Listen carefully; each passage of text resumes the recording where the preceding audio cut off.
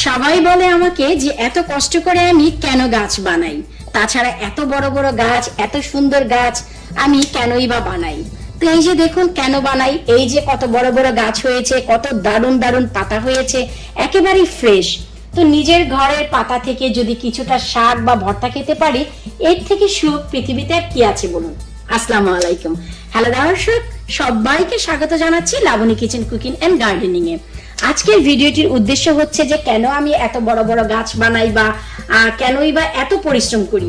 এই যে দেখুন আমার এখন একটু ভর্তা খেতে ইচ্ছে করলো, আমার কিন্তু অনেক বড় গাছ নয়, তারপরে যতটুকু গাছ আছে এই পাতা থেকে আমি একটু ভর্তা বা শাক খেতে পারবো, এটাই বা কম কি। এই যে এখন যদি আমার একটু লাল শাকের ভর্তা শাক খেতে ইচ্ছে করতো, আমাকে কিন্তু লন্ডন যেতে হতো, কারণ আমাদের এখানে কিন্তু দেশীয় কোনো শাকসবজি পাওয়া যায় না। তো এই যে দেখুন ঘরে বানানোর কারণে নিজেরাই কিন্তু খেতে পারছি। তাছাড়া আমার গত বছরের লাউয়ের পাতা এখনো পর্যন্ত ফ্রিজে প্রিজার্ভ করা আছে, সবার কিন্তু ভাই থাকে না। তো নিজেরা লাগালে কি সুবিধা হয় বুঝতেই তো পারলেন, যে একটু ফ্রেশ ফ্রেশ ভেজাল মুক্ত খাওয়া যায়, কতটা সুখ লাগে। এই যে সবুজ দেখতেও, খান বা না খান খুবই ভালো লাগে। তাছাড়া অনেকেই আমাকে প্রশ্ন করেছে যে লাউর পাতা দিয়ে কিভাবে ভর্তা করতে হয়। আমি বেশ কয়েকবার আমার চ্যানেলের নাম দিয়ে দিয়েছি, যে আপনারা সেখানে পেয়ে যাবেন। একেবারেই যারা নতুন তারা খুঁজে পাচ্ছিল না, যে আপু খুঁজে পাচ্ছি না। এবং আমি আমার প্রিভিয়াস একটি ভিডিওতে বলেছি যে আমি আপনাদের লাউ পাতার ভর্তা কিভাবে করতে হয় অবশ্যই পরবর্তী ভিডিওতে দেখাবো। তো তার জন্য আজকের এই আয়োজন। আর এই যে দেখুন আমি পাতাগুলো কাটছি, আমি কোথাকার পাতা কাটছি একটু লক্ষ্য করুন।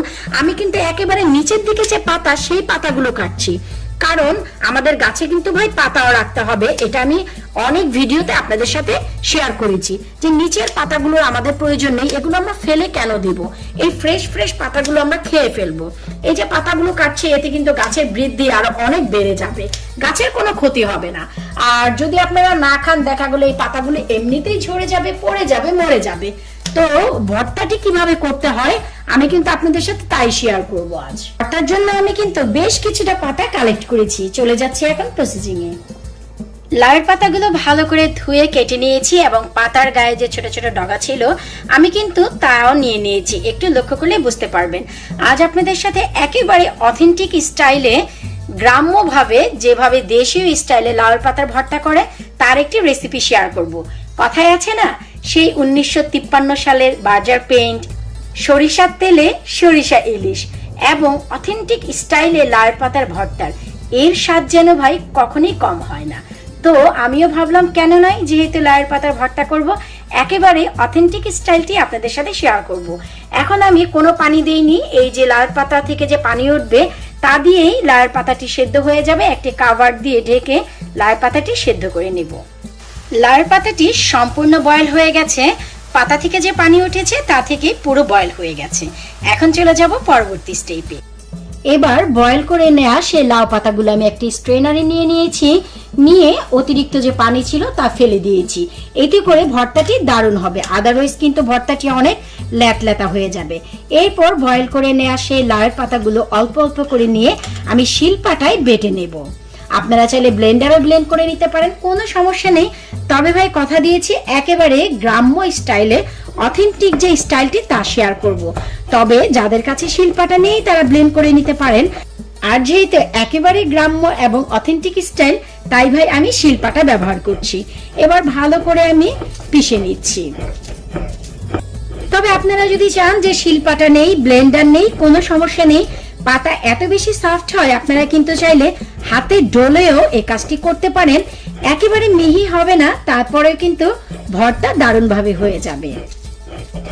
ভাই বাটাবাটিতে অত বেশি এক্সপার্ট নই, তারপরেও এটি হচ্ছে আমার আম্মুর দেয়া পাটা, স্মৃতি হিসেবে রেখে দিয়েছি। যখনই ভর্তা খেতে ইচ্ছে হয় এই পাটাটি আমি ব্যবহার করি। দেখুন তো, মা যদি পাটাটি না দিত তবে আমি কোথায় পেতাম। তার মানে হচ্ছে মা বাবা কিছু কিছু কাজ করে যা আসলে অন্য কেউ বোঝে না, মা বাপ নিজেরাই শুধু বোঝে। এরপর একটি ফ্রাইং প্যানে খুবই সামান্য তেল দিয়ে তাতে আমি কিছুটা পেঁয়াজ কুচি আর কাঁচামরিচ কুচি দিয়ে দিলাম। এবার নেড়ে চেড়ে হালকা কিছুক্ষণ ভেজে নেব। ভেজে পেঁয়াজের কালারটি আমরা নষ্ট করব না, সাদাই থাকবে, শুধু কাঁচা ভাবটি একটু সরে যাবে। একটু লক্ষ্য করুন যে আমি কতটা ভেজেছি। পেঁয়াজগুলো সফট হয়েছে, তার মানে নরম হয়েছে, কিন্তু বাদামি রং হয়নি। ঠিক এতটাই ভেজে নিতে হবে। এবার বেটে নেওয়া সেই লাউয়ের পাতার ভর্তাগুলো আমরা সব দিয়ে দিব। দিয়ে এই যে পেঁয়াজ আর কাঁচামরিচ তার সাথে 1 মিনিটের মতো টচ করে নিব। এখানে কিন্তু আমরা খুব বেশি ভুনবো না, এতে করে দুটি লাভ হবে। কি লাভ হবে? তা হচ্ছে আমরা যে ডগা এবং পাতা দুটো নিয়েছি তা একে অপরের সাথে ব্লেন্ডেড হয়ে যাবে, খুবই ভালোভাবে মিশে যাবে। আর দ্বিতীয়, যদি লাউয়ের পাতার ভর্তার গায়ে কোনো এক্সট্রা পানি থেকে যায় তা 1 মিনিটের মতো ভুনে নিলে পানিটি শুকিয়ে যাবে। ব্যাস, এবার হচ্ছে ভালো করে ভুনে নেওয়ার পালা। 1 মিনিট ভুনে নেওয়ার পর একটু লক্ষ্য করলে বুঝতে পারবেন যে লাউয়ের পাতার ভর্তাটি পাতিলের গা ছেড়ে ছেড়ে উঠে আসবে। তার মানে এখন এই পাতায় এক্সট্রা কোনো পানি নেই, যা আছে সব হচ্ছে মাল মশলা। তার মানে হচ্ছে লাউয়ের পাতা এবং আমাদের যে তেল ব্যবহার করেছি তা, আর পেঁয়াজ কাঁচামরিচ। এরপর একটি পাত্রে আমি নিয়ে নিয়েছি কিছুটা শুকনো মরিচ। আসলে ঝাল আপনারা আপনাদের পছন্দ অনুযায়ী দিয়ে নেবেন এবং স্বাদ মতো লবণ দিয়ে দিচ্ছি। এবার লবণের সাথে আমি শুকনো মরিচগুলো একটু ভেঙে নিচ্ছি।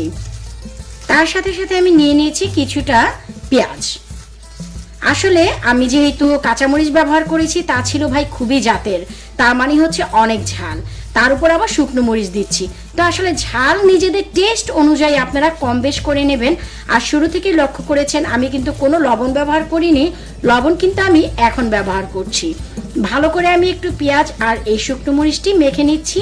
এবার আমি দিয়ে দিচ্ছি প্রায় 2 টেবিল চামচের মতো ধনিয়া পাতা কুচি। এতে করে চমৎকার একটি ফ্লেভার আপনারা পাবেন। চাইলে ধনিয়া পাতা বেটেও ব্যবহার করতে পারেন। এই পর্যায়ে ধনিয়া পাতা বেটেও লাউয়ের পাতার একটি ভর্তা আমার চ্যানেলে আছে, আমি এই লিঙ্কটি দিয়ে দিব এই ভিডিওর নিচে। তাহলে আপনারা দেখতে পাবেন যে কিভাবে লাউয়ের পাতায় ধনিয়া পাতা বেটে অথবা ব্লেন্ড করে ব্যবহার করতে পারেন। অ্যারাউন্ড 1 টেবিল স্পুন দিয়ে দিচ্ছি সরিষার তেল। শুনে অবাক হচ্ছেন? বিশ্বাস করুন, সরিষার তেল লাউয়ের পাতার ভর্তায় কোনো জুড়ি নেই। ভালো করে এবার মিশিয়ে নিচ্ছি। এবার ভুনে নেওয়া সেই লাউয়ের পাতার ভর্তাটি আমরা দিয়ে দিচ্ছি এই পাত্রে। একটু গরম আছে, নিশ্চয়ই দেখতেই পাচ্ছেন একেবারে ধোঁয়া উঠছে। তো এই পর্যায়ে এসে একটু সাবধানতা অবলম্বন করে মেশাতে হবে। আপনারা চাইলে এই ভর্তাটি ঠান্ডা করেও কিন্তু এই কাজটি করতে পারেন। ব্যাস, সবগুলো ভর্তা আমি একটি মনের মতো প্লেটে পরিবেশন করে নিয়েছি। কত পরিমাণে হয়েছে আশা করি দেখে তো আপনারা বুঝতেই পারছেন।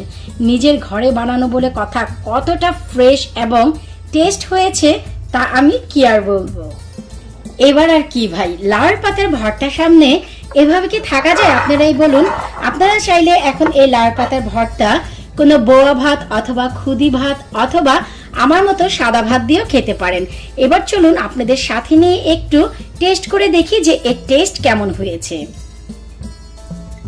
ওয়াও, কতটা সবুজ হয়েছে একটু দেখুন।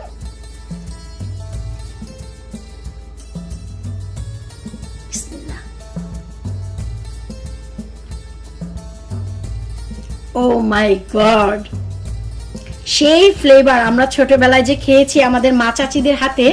বিশ্বাস করুন, লাউয়ের পাতা সেই টেস্ট, সরিষার তেলের যে একটি স্মেল একেবারে আমার নাকে আসছে, অসাধারণ টেস্ট। আর ঝাল পারফেক্ট, লবণ একেবারে পারফেক্ট। তারপরেও এটি আসে আসলে নিজেদের উপর। আশা রাখবো আজকের এই ভিডিও আপনাদের ভালো লেগেছে। যদি ভালো লাগে অবশ্যই যাদের ঘরে লাউয়ের পাতা আছে ঠিক এইভাবেই ভর্তা বানিয়ে খাবেন। আর কারা কারা খেলেন অবশ্যই আমার সাথে শেয়ার করবেন। ভিডিওটি কেমন লাগলো অবশ্যই কমেন্ট বক্সে কমেন্ট করে জানাবেন। আপনাদের কমেন্টের অপেক্ষায় থাকবো। যারা ভিডিও একেবারেই খুঁজে পাচ্ছিলেন না আমার পুরন লাউয়ের পাতার ভর্তার, তাদের জন্য আজকের এই রেসিপি। বিদায় নিচ্ছি আজকের মতো। আল্লাহ হাফিজ।